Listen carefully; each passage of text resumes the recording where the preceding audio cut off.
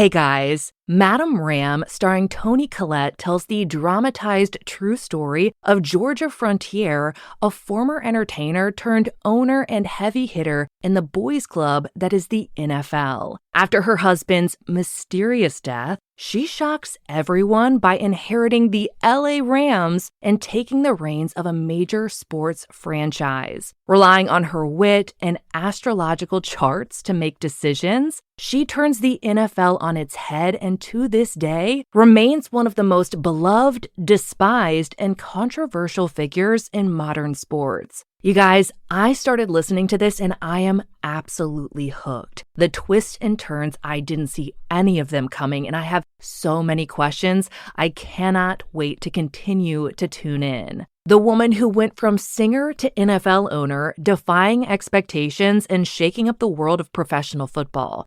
Madame Ram dives into her relentless quest for respect, power, and a championship trophy. This isn't your typical sports story. Follow Georgia Frontier as she navigates a male-dominated industry using star charts and sheer determination to make her mark in history. Whether you love football, powerful struggles, or just a good scandal, Madame Ram has it all. Ambition, mystery, and the unforgettable legacy of a woman who refused to stay on the sidelines. Madame Ram, the woman who took on a man's world and won. Follow Madame Ram on Apple Podcasts, Spotify, or wherever you're listening now.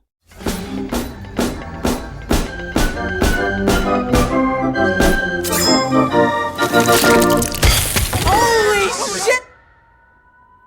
What you've just heard is one of the many deaths from the monkey, the new major motion picture from Osgood Perkins, Stephen King, and James Wan. Experience it in theaters everywhere this Friday, because everybody dies, and that's life. Let's have some fun. Hey everyone, and welcome back to Big Mad True Crime, where we get big mad over true crime. I'm your host, Heather Ashley, and today's case is out of pretty much everywhere ever because we are finally talking about Diddy. I would say small talk sucks, but I kind of have to preface this. I have done so much research in this case, and trying to figure out how I was going to present it was really difficult. We're going to go full non-scripted because I don't know that there is any other way to do this. I thought about doing it by lawsuit and everything else, but I think the best way to do this is kind of give you an overview of how we got here and then go in date order, because when you break up the accusations in the lawsuits, as well as his criminal charges, I think it's more terrifying. I think it needs to be terrifying because it is. I think everyone needs to see what was happening in real time according to this criminal case and all of the lawsuits that have come out. This information, you will hear sources when they come from the news. However, most of them are going to come from lawsuits. So with no further ado, let's get rolling. I have no idea how many parts it's going to be. It's going to be as many as it takes. Fucking buckle up.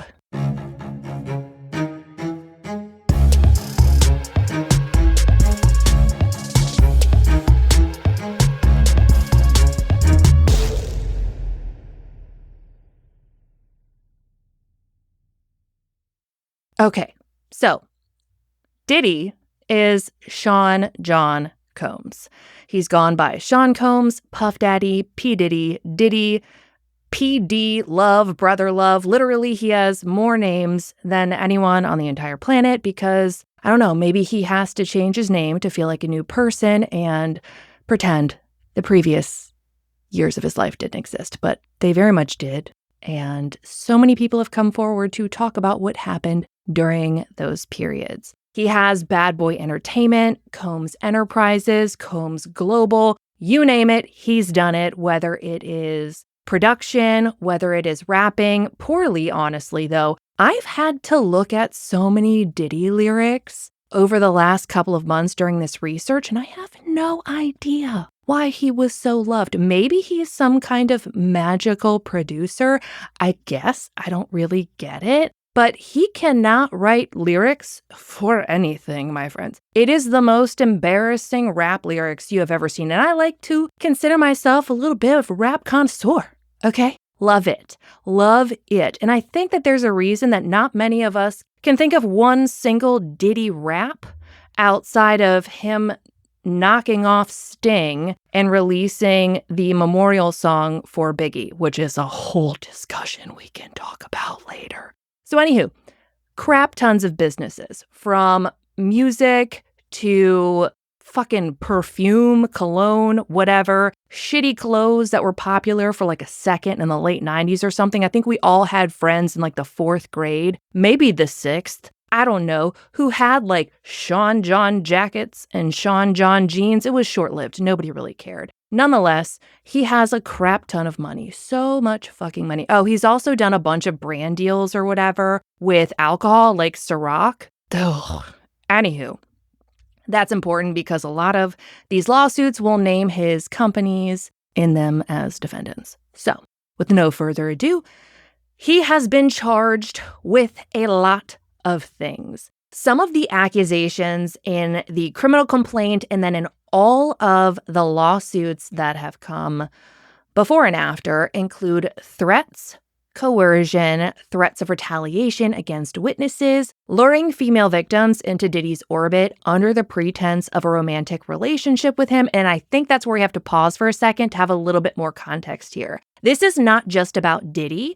This is also about all of the people within his businesses who participated in perpetuating the crimes he is accused of. This is not just one person. This is an organization, a business who is working to further a criminal plot, a criminal plan, criminal motives, yada, yada, yada. It is not just Diddy. There are also accusations of physical violence, promise of career opportunities, giving financial support and then threatening to take it away, tracking victims' locations, dictating how victims could look, monitoring victims' medical records, controlling where victims lived, and supplying victims with controlled substances.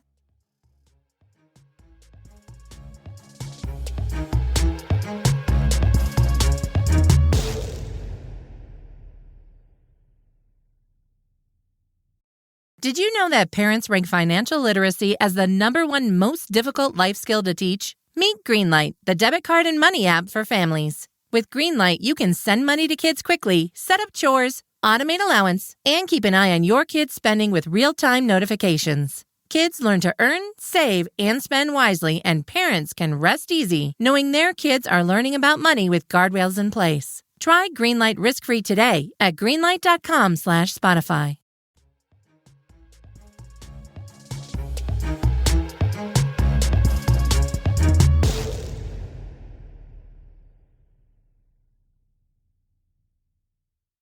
When it comes to the crimes he has allegedly committed, according to the documents, it is racketeering, which is essentially doing illegal shit for money, sexual violence, sex trafficking, and a lot of people think that sex trafficking is, gosh, there are so many incorrect connotations here, but in general, sex trafficking is buying time from sex workers. That is sex trafficking, and it is a huge issue.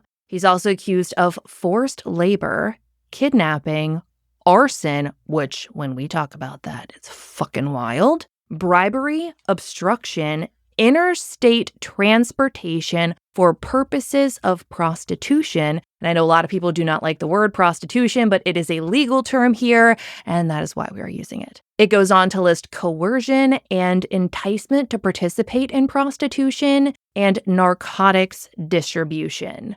I think it's important here to talk about the fact that they mentioned interstate transportation for purposes of prostitution. When your crime crosses state lines, you can almost ask the feds for a hug and to enter your life. That's what's going to happen. As soon as these crimes crossed state lines, it became up for federal grabs. This was never going to be up to a state to prosecute. Granted, there would have been like so many fucking states who had to prosecute. So it makes sense that this is a federal case instead of a bunch of state cases. The criminal complaint also lists people that they believe are involved, which included Diddy's security, some of his house staff, personal assistants, high-ranking supervisors who allegedly demonstrated loyalty to Diddy and a willingness to conceal his crimes. It's alleged they promoted and enhanced Diddy's power through violence, use of guns, threats of violence, coercion, verbal, physical, emotional, and sexual abuse. It alleges that women were made to participate in sexual activities with male sex workers and that they would fly them to Diddy's locations. Diddy would allegedly give them narcotics and would allegedly attempt to control these women's careers. And I have to say allegedly because he has not been convicted, but you will eventually hear so many instances of women and men who felt like they had to comply at the risk of losing literally everything they knew. So, moving on to the next part, we have to talk about freak-offs. According to the document, and we will talk a lot more about freak-offs in the future episodes, but according to the Chrono document, these freak-offs were elaborate, extended sexual acts with sale commercial sex workers produced by Diddy. So let's break that apart for a second. They say they're extended sexual acts, and we know from a lot of these lawsuits that extended means some of these freak-offs lasted for days at a time, and I am talking days. It is so hard to fathom what these women went through and what some of these sex workers went through as well. There are so many victims in this case, and there does come a time where you have to kind of figure out who is being coerced into doing something illegal and who is doing it on their own volition. There is a lot of really hard information to process when you go through every court document associated with Diddy, and we're going to get through all of them. But these freak-offs sometimes lasted for days. And I want you to really think about that. This is a sexual event hosted, allegedly, by Diddy, and they went on for days.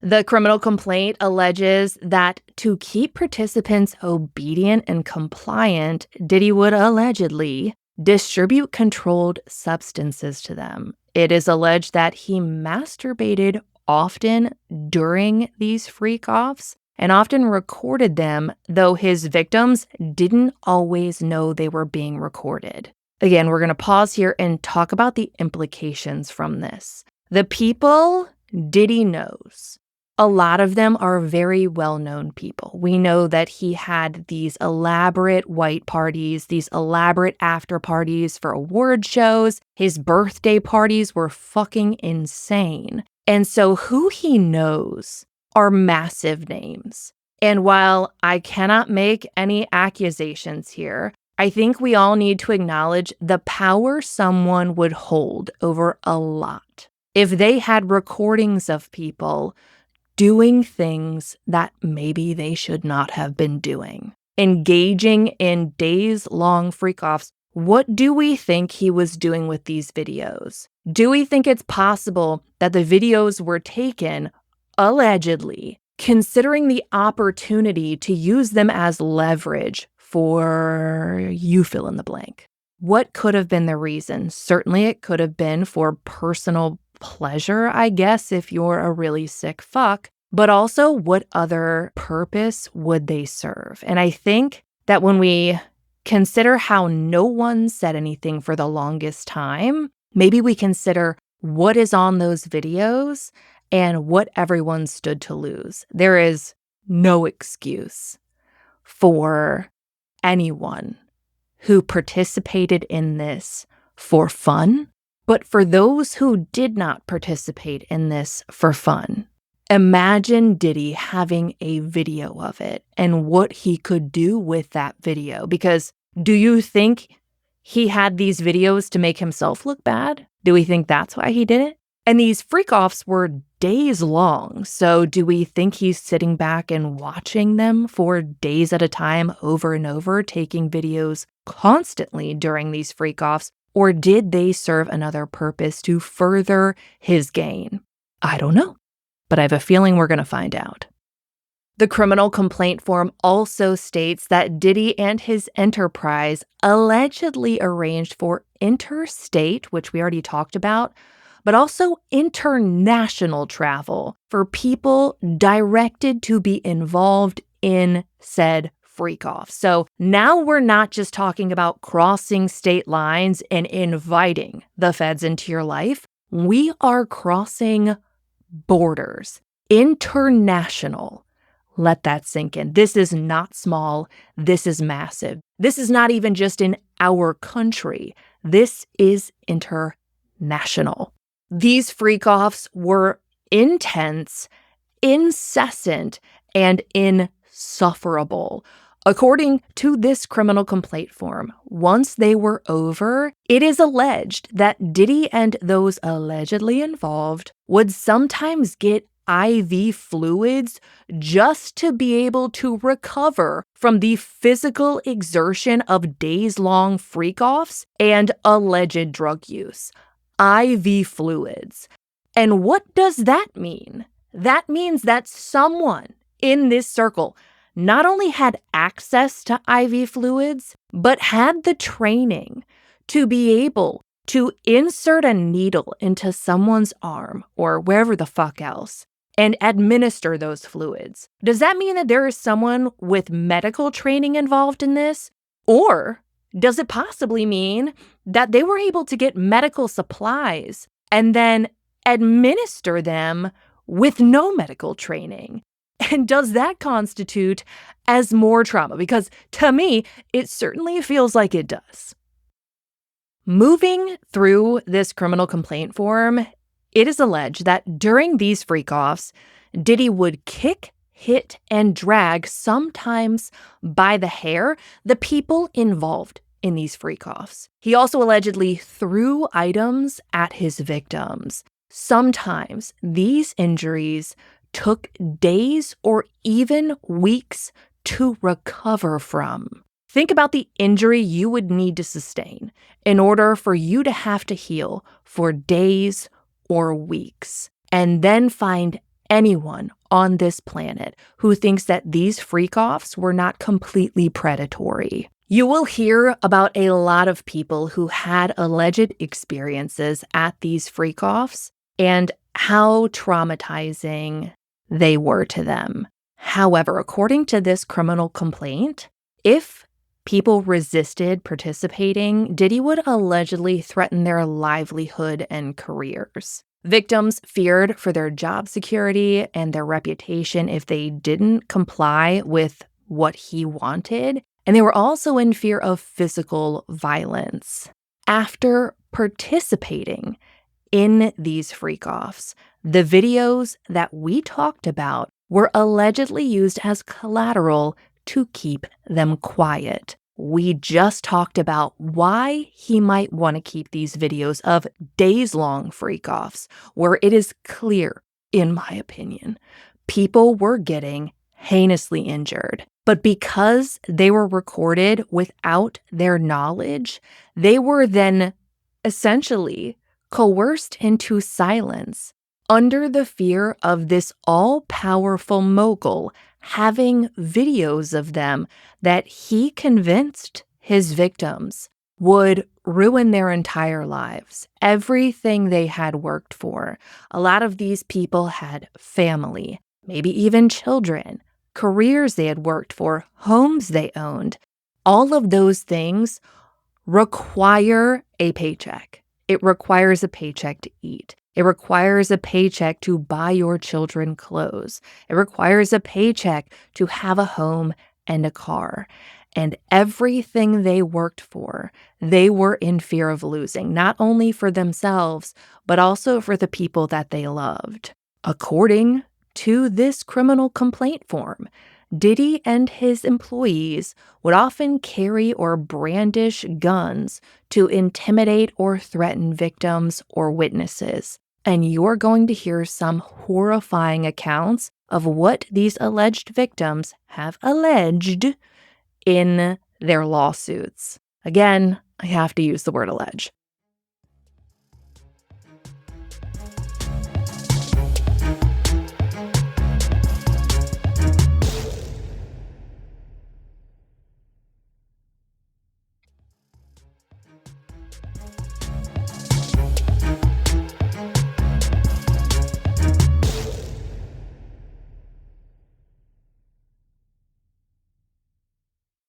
The more I learned about how this whole thing allegedly worked, the more confused I got because Diddy is a messy bitch. A lot of his victims, according to this criminal complaint, were allegedly paid and at the direction of Diddy's staff. That same staff allegedly either suppressed the victims' careers at his behest or advanced them.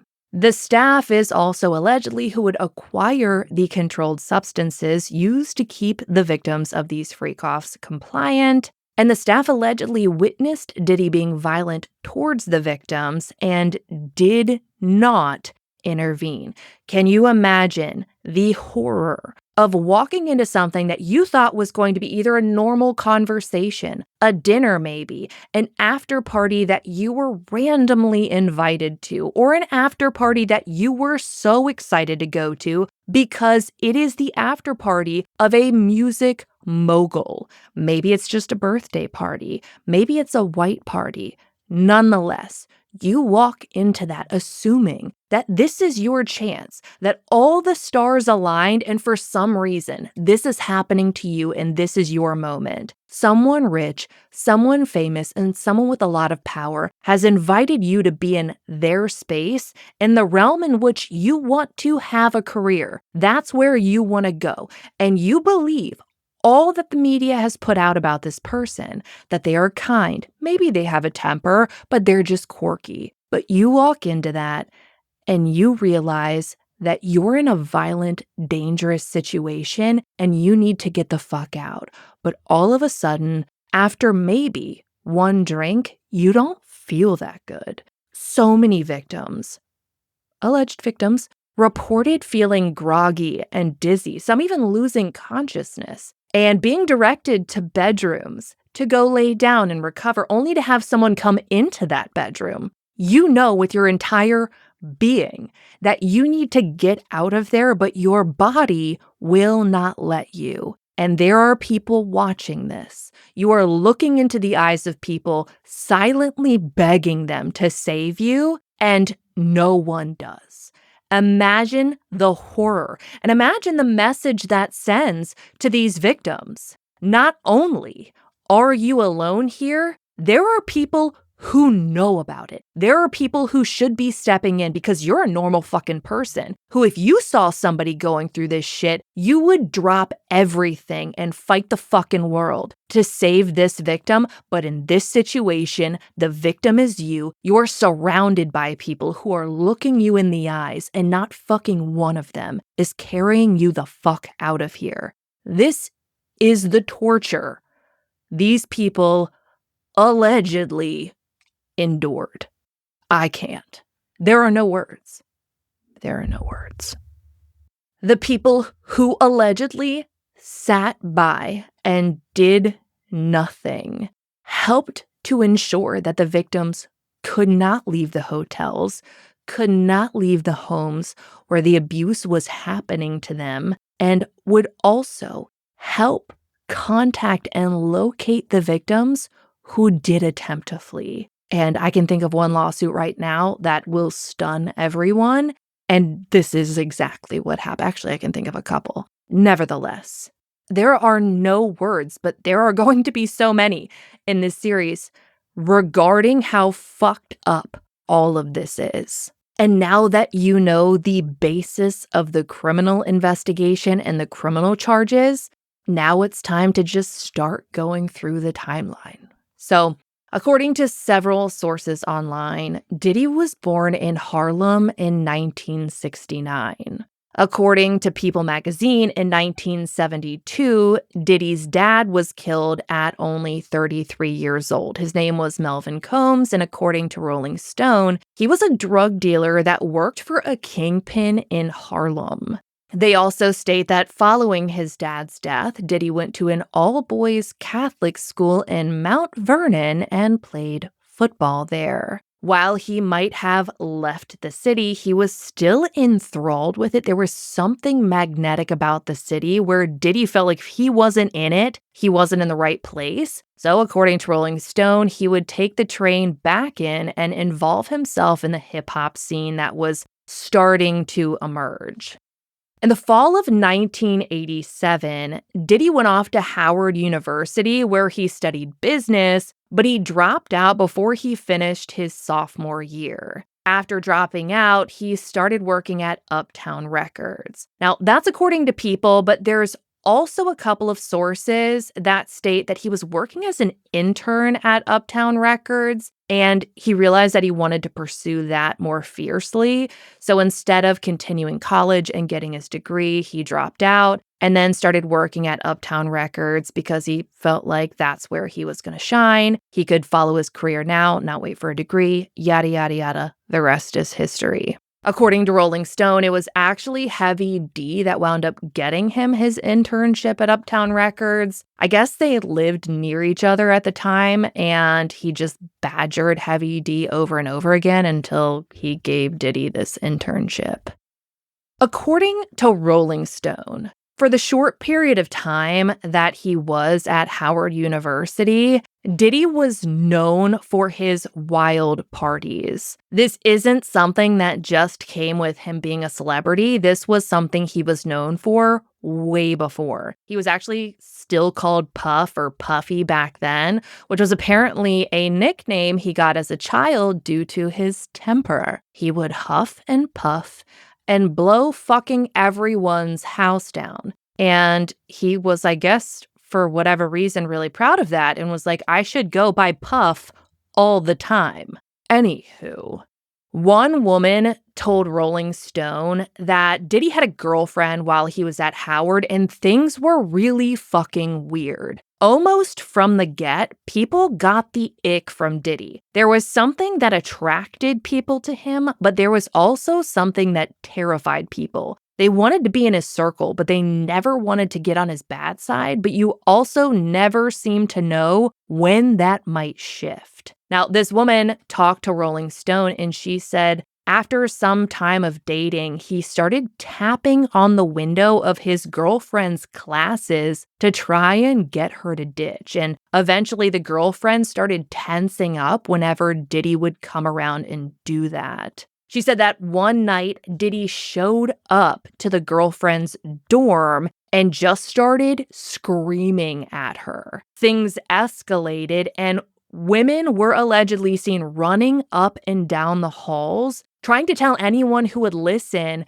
that Diddy was allegedly beating her outside. Rolling Stone reports that witnesses said that it looked like he was beating her with a belt while screaming at the top of his lungs. They allege that people were begging him to just get off of her. Rolling Stone talked to a couple of people about this, but actually talked to a third witness that said that they saw all of this happening as well, but they didn't want to get involved with the reporting. There is still an air of fear around all of this. Hell, I mean, one former student talked to Rolling Stone and said that Diddy flew off the handle at her because she stood up for herself when he cut her in line at the fucking cafeteria. So it was not just the people he dated, it was also the people who stood where he wanted to stand in line for corn dogs. Got it. According to some old photos I was able to find online, because the paparazzi are everywhere and that has come in really handy in this research, on May 23rd of 1990, Diddy attended Heavy D's 23rd birthday in New York City. Nat Robinson was there, Kirk Robinson was there, and that's all I know because they were listed in the photo. Nonetheless, just because Diddy hangs out with somebody does not mean that they're a predator, but we should talk about who's at these parties because it just reaffirms that he was really starting to make an entrance into the music scene. Now, 1990 is where we get our first lawsuit, and this lawsuit was filed by Liza Gardner. She alleges that in 1990, she was in New York City with a friend. They'd been invited by some members of a group signed to MCA Records to some kind of event, and Aaron Hall and Diddy were there, and they met Liza and her friend at MCA Records. Again, all of this is allegedly. Now, Liza says that they were flirty and handsy with her and her friend all night and offered them drinks throughout the night. After the event, it's alleged that Aaron and Diddy invited Liza and her friend back to Aaron's apartment for an after party. Liza alleges that she was offered more drinks once they were at the apartment and then coerced into having sex with Diddy. When he was done, she alleges that Aaron barged into the room and pinned Liza down and then forced her to have sex with him. When he was done, she states in her lawsuit that she quickly got dressed and ran out of the house, and her friend left shortly thereafter. Her friend later shared that she too had allegedly been forced to have sex with Diddy and Aaron in another room.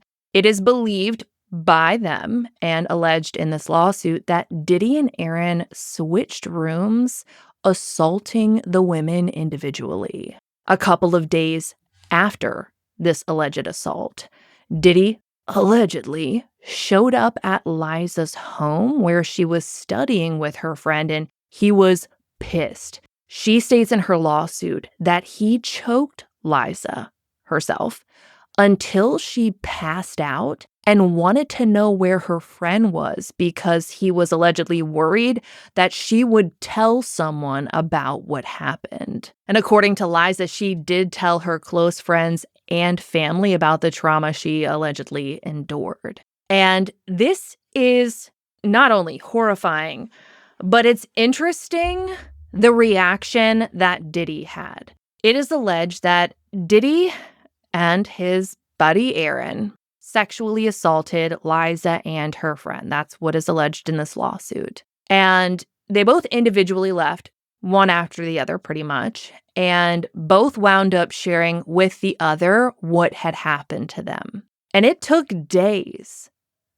But they allege that Diddy found them, went to their homes, or her home, and once there, choked her and wanted to know where her friend was because he was worried that they were going to tell anyone what happened. This is a behavior that goes on to allegedly repeat itself over and over again. Now, that was sometime in 1990, and we don't know the exact date. But we do know, thanks to the paparazzi, that on December 9th of 1990, Diddy was living his best famous life, attending the Hard to the Left hip-hop showcase in New York City with Heavy D.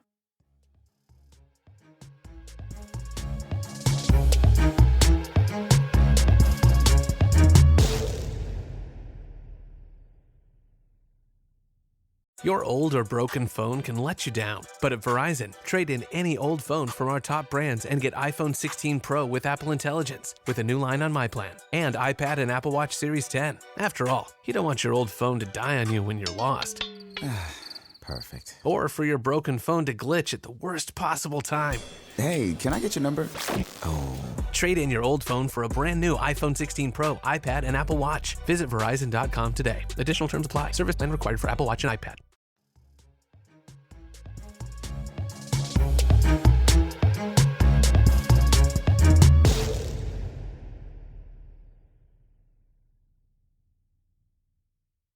Our next lawsuit comes from a woman named Joy, and it takes place in 1991. It's alleged in this lawsuit that on January 3rd of 1991, Joy was studying at Syracuse University and working on her psychology degree. Now, she had mutual friends with Diddy and was actually in a music video that he was in and worked as a receptionist at a talent agency. So they were kind of working in the same circles. Joy alleges in her lawsuit that Diddy tried to pursue her romantically, but she wasn't interested because she had heard the rumors about the way that he treated women. Rumors were already starting to spread about this man. In fact, according to this lawsuit, a Bronx rapper named Sista Sola asked Joy why she was even in the video for Straight from the Soul with Diddy, essentially asking her why she was even associating with him.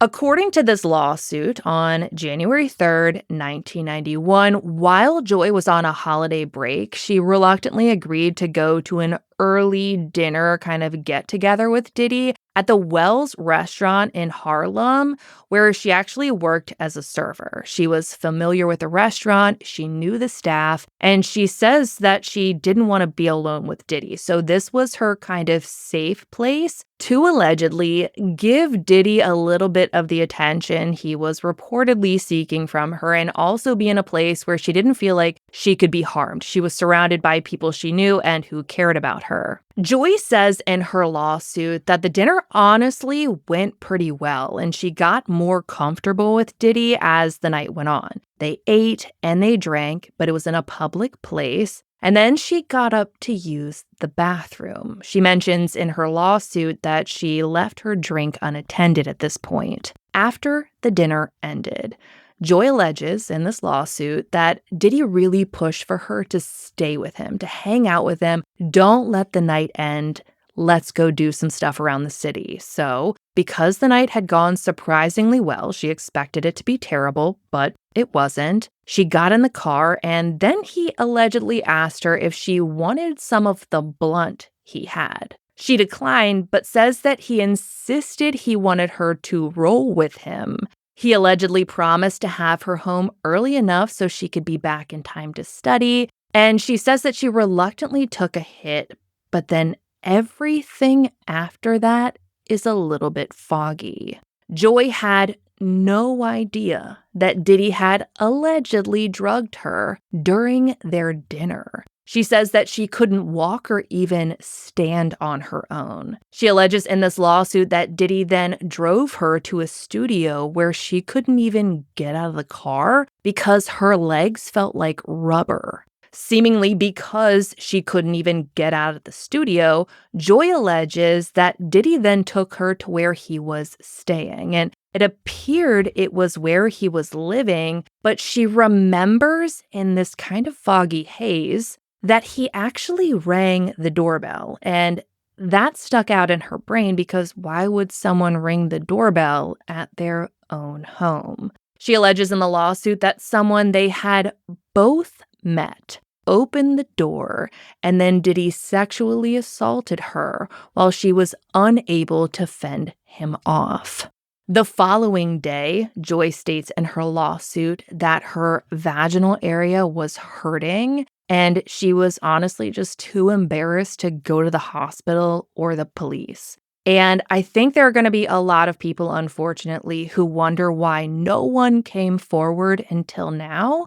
And I think we have to talk about the embarrassment and the connotations that do come with being a female and accusing a male of sexual assault, especially a rich and successful and powerful male, let alone one that's a celebrity. Who was going to believe her? I would love to say that women are believed when they speak out, but how many times, and I want you to be really honest with yourselves here, how many times have you seen something on social media, say it was from E! News or, I don't know, literally any other celebrity gossipy thing, where it is stated that a man has been sued or accused of sexual assault, and the comments are flooded with people who are accusing her of lying, who are accusing her of simply looking for a payday. And I think you're also going to see a lot of people who are like, well, why are they suing him and not going to the police? First of all, some of these people you will hear about did in fact go to the motherfucking police. But let's talk about a really fucked up statistic here. And this is according to RAINN, and if anybody doesn't know what RAINN is, it's RAINN. Google it, go look it up, terrify yourself. Anywho, according to Rain, of every 1,000 rapes, 13 of them will ever be presented to a prosecutor. And of those 13, statistically speaking, only 7 of those cases will result in a conviction. Let that sink in. Out of every 1,000 rapes, statistically speaking, 7 of them will ever result in a conviction. What the fuck? Maybe, just maybe, because if you're a female and you're listening to this, I can almost guarantee that you have been touched in a way that you did not ask for. You didn't want it. Maybe you said no. Maybe you have been through something similar to the women in this series. First of all, I am so sorry. Second of all, you didn't ask for any of it. But as females, I can almost guarantee that every single one of us has been in a situation where we were touched in a way that we did not want to be touched, and it was fucking inappropriate. And I can tell you that I have been touched in ways that I should not have been touched. And did I do anything about it? I fucking didn't. I did not. And that's not something I'm proud of. And I think a lot of us have been in situations like the ones I'm talking about, where you knew it was wrong, but you didn't do anything about it. There is embarrassment that comes along with this. If what Joy is alleging is true, and I have to say alleged in this series, she went through so much trauma, unimaginable trauma. And can you imagine enduring that and then going after a man who you know, if you report it, it's going to hit the news and you're going to have thousands and thousands and thousands of people convinced with no evidence whatsoever that you're just some dumb bitch looking for a payday, as if you hadn't been through enough. So think about all of what we just talked about before you ask why nobody did anything. First of all, people did shit. People warned her about him. She went to a safe place around people she knew. And then things went well. Maybe, just maybe, she thought he wasn't as bad as people thought he was. And that's what's really important to note here as well. Sometimes predators are so fucking good at what they do that they convince you they're not a predator. And that's why they're good at it. So maybe we stop the bullshit where we assume that anybody who comes at a celebrity with any kind of accusation is fucking off their rocker, because maybe they're not off their damn rocker. We have to start listening. We have to start paying attention, and we have to stop demonizing people who tell you their truth. Are there instances of people who have been wrongfully accused of sexual assault? Of course, nobody is saying that there isn't. But what I am telling you is that according to Rain, only 7 out of 1,000 rapes will ever see a conviction. So fucked up. Fuck. Moving on with this lawsuit. So the assault allegedly happened on January 3rd. On January 4th, she wakes up and her vaginal area is in pain. On January 5th, she tearfully told her best friend what had happened to her.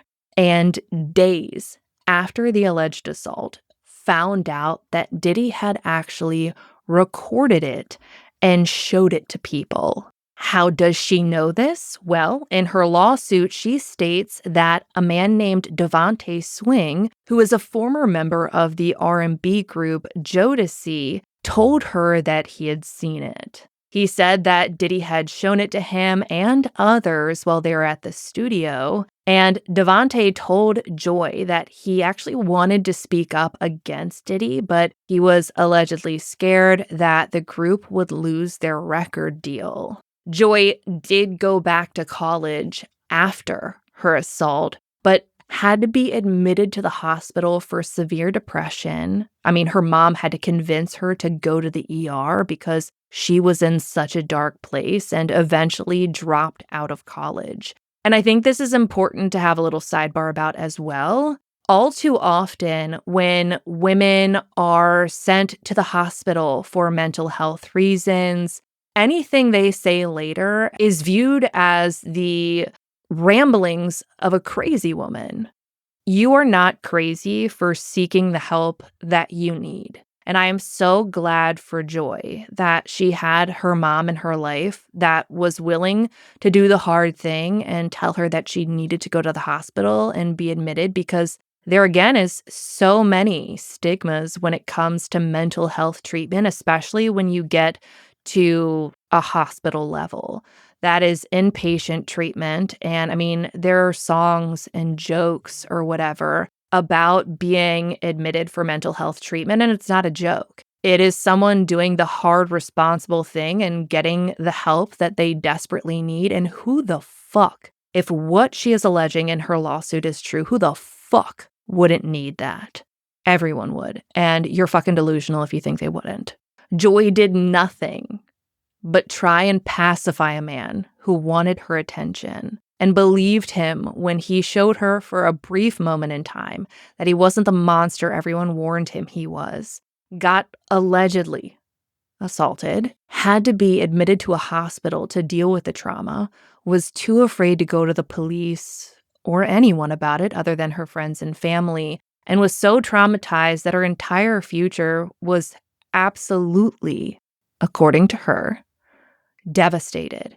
She had plans to get a college degree, but due to the trauma she endured, she could not have a normal day. She couldn't have a Tuesday in class taking notes when it felt like the world had stopped. Anybody who has gone through a significant trauma knows exactly what I'm talking about, where the pain inside you is so deep that you feel heavy and hollow at the same time. It feels like everything around you is just noise, and everything inside of you is so loud that it's silent. It feels like there's no way to eat lunch and drive to the store and pick up your dry cleaning, because what the fuck does it matter? It is hard to disassociate what has happened to you with what is happening around you, and it's completely justified that she said, look, I can't fucking finish school. I can't. Like, it's hard enough to be. I have to go. And all of this for what? Because she was nice? Maybe we stop being fucking nice. Maybe we do.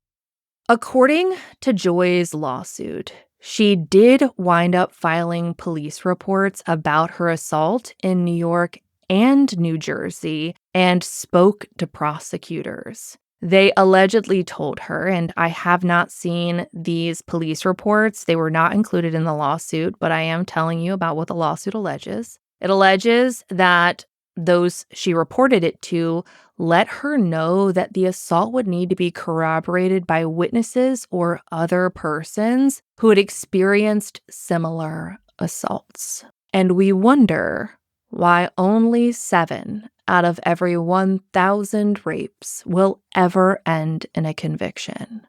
Because in the end, unless there's another witness, it is your trauma against the word of a man. The man who you are trying to tell authorities assaulted you. And I read a study not too long ago that studied the believability of different groups of people in a court setting. And I was floored when I read that juries believed women only slightly more than they believed children. And so what do we think happens when we do come forward? And this is not going to be the only instance we talk about in this series where someone goes to the police and begs to be listened to and is met with little to no support, allegedly. So Joy had a lot of mutual friends in the same circle as Diddy. So once she found out that there was allegedly a video of her assault, she tasked her friends with trying to help her find it. But they were worried about Diddy retaliating against them. And some were afraid due to his violence, while others were concerned about not being invited to future events and parties. Joy went on, according to this lawsuit, to work for a DJ management company called Stress Management, and her supervisor was a woman named Jessica who had created Mecca, which is a party series where famous hip-hop artists perform. It was at one of those parties that Joy alleges in her lawsuit she was acting as Jessica's personal assistant and ran into Diddy. Now, she tried to avoid him at this event, but says that he cornered her in public and then got on his knees. And this, again, will not be the only time we hear about him getting on his knees. And that's literally not even what I'm talking about. So go back. Not what I'm talking about. A knee beggar is what I'm talking about. But Diddy got on his knees and allegedly told her that he wanted her to believe him in saying that he didn't do what she was saying he did. And that's gaslighting. Who are you gonna believe? Diddy or your lying eyes? She was there. If what she is alleging is true, it happened to her and only her in that moment. But according to her, at this party, he gets on his knees like the baby bitch he is and begs her to believe him. We can't get anybody to believe us, but you want more believability. That's so awesome. Shit, fuck. Anywho, don't give it. No forgiveness for you. Ugh. Anywho, and there are people who hate when I say anywho, but I like the word. Anywho, Joy is here.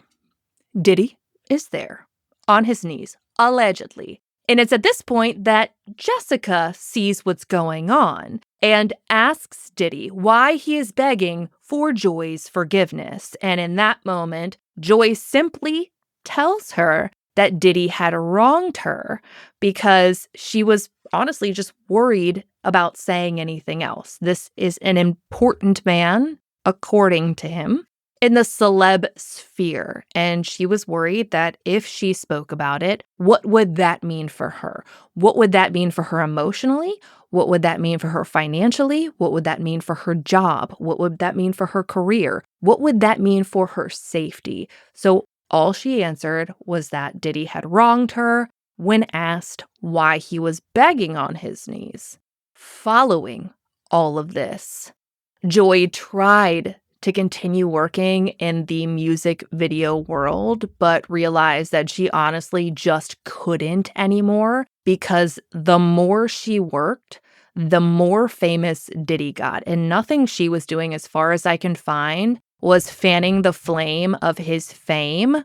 But the further she got, the more time passed, the more people talked about Diddy, the more awards he won, the more galas he was honored at, and the more she had to watch her alleged sexual abuser, her fucking monster, be celebrated by the public. And the more she had to have known that if she pursued anything, there would be tens and tens and tens of thousands of comments that would demonize her and not him. Now, her assault allegedly took place in January of 1991. In May of 1991, Diddy produced Jodeci's album Forever My Lady along with Andre Harrell. In June of 1991, Kim Porter gives birth to her first child named Quincy, but it wasn't with Diddy. We hear a lot about Quincy when it comes to Diddy being his oldest son, but Quincy is actually the biological child of artist Al B. Shore.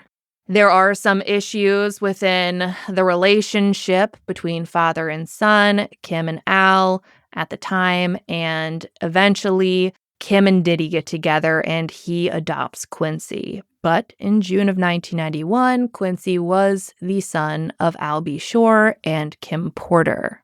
Diddy is going to have a lot of relationships and a lot of children with several different women in the coming episodes, but this is kind of the start of his family unit, even though Diddy doesn't know it yet. I'm actually going to stop today's episode here, and we're going to pick up in 1993 next week, which includes when Diddy founded Bad Boy Records, how successful it got, and how enamored he was with Tupac and Biggie. So stay tuned. I wish I could keep all of this in one episode, but we are only at page 5 of 203 of my notes. So we have a long ways to go. I love you guys. Believe women and stay safe. For photos pertaining to this case, check out my Instagram highlight at the Heather Ashley and join me there on the first Monday of every month, where I try to go live with you guys and talk about today's case and all other true crime cases on your mind. If you want to listen to episodes ad-free, you can do that by subscribing to Big Mad Plus on Apple or subscribing on Patreon. It's only $2 a month to not have to listen to any ads. It's $5 a month if you want bonus episodes. If you have a case that you want to hear covered once we finish the Diddy series, share it with Big Mad True Crime on social media, because all of these cases are covered by listener request. I'll be bringing you part 2 of the Diddy series a week from today, and I cannot wait. But until then, we out.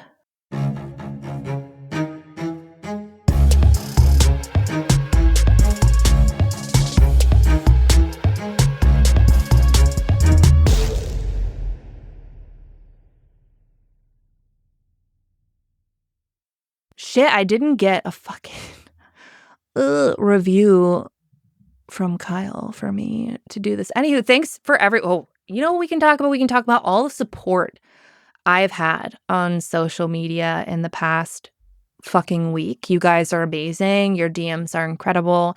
I love you so much. It's been a tough week. You're amazing, and I appreciate you more than you know. Seriously. I love you guys. Okay, bye.